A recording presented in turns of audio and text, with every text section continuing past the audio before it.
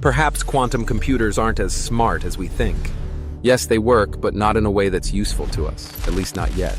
Normal computers think simply, every piece of information is either 0 or 1. These zeros and ones are actually electrical signals. If current flows, it's 1. If it doesn't, it's 0. The entire computer world is built on these two symbols. Photos, messages, games, everything. We call this binary system a bit. But the quantum world isn't so black and white. The foundation of quantum computers is made up of information units called qubits. Unlike classical bits, qubits can be both 0 and 1 at the same time. This is called superposition. Imagine you have a coin in your hand. You toss it in the air, wondering heads or tails. In a classical computer, the coin lands and the result is clear, heads or tails. But in a quantum computer, that coin is still in the air. Simultaneously, both heads and tails. It is possible. This is superposition. A particle can exist in multiple states until it is measured. This allows a quantum computer to calculate millions of possibilities simultaneously.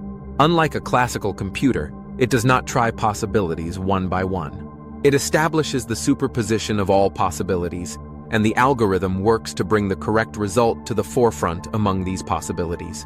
In other words, the system works as if it were trying every option at the same time, but in the end, only one becomes visible. Qubits are the heart of a quantum computer. They are usually created using electrons, photons, or superconducting circuits, and operate within the quantum processor.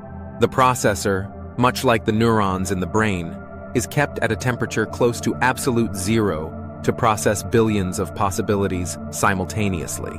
This extremely low temperature is provided by a cryogenic cooling system resembling a giant metal box. The control electronics that communicate with the qubits determine their state by sending them microwave pulses, i.e., opening quantum gates and initiating superpositions.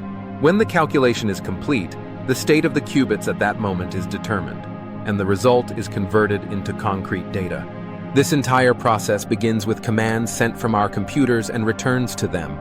The computer interface translates the code written by humans into quantum language, enabling us to communicate with the smallest particles in the universe. But at this point, a distinction must be made. Qubits in quantum computers actually exist on two different levels, physical and logical. The physical qubit is that fragile structure in direct contact with nature, such as superconducting circuits, ions, or atoms controlled by lasers. However, these qubits are affected by even the smallest vibrations in their environment. An electric field, a temperature difference, or even a cosmic ray can disrupt the superposition. That's why scientists developed the idea of logical qubits. To obtain a single reliable qubit, hundreds of physical qubits are brought together. Each one monitors the others, detects errors, and corrects them when necessary.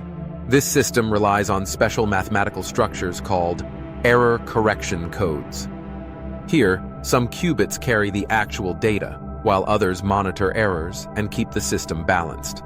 If a qubit loses synchronization with its neighbors, if its phase or direction deviates, these protective qubits immediately kick in and correct the error. So a logical qubit is not a single particle. It is a complex network that works like an orchestra. Each physical qubit plays its own note, but the real music comes from their flawless harmony. Today, the first examples of this structure have already been created in laboratories, but we are still at the beginning of the road. Physical qubits make too many errors, have a very short lifespan, and operate under very difficult conditions.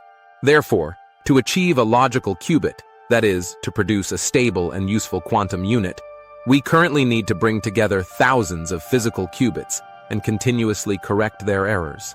However, our technological capabilities and knowledge are not yet sufficient to achieve this, to transform the system into a well-functioning structure, and we are still developing.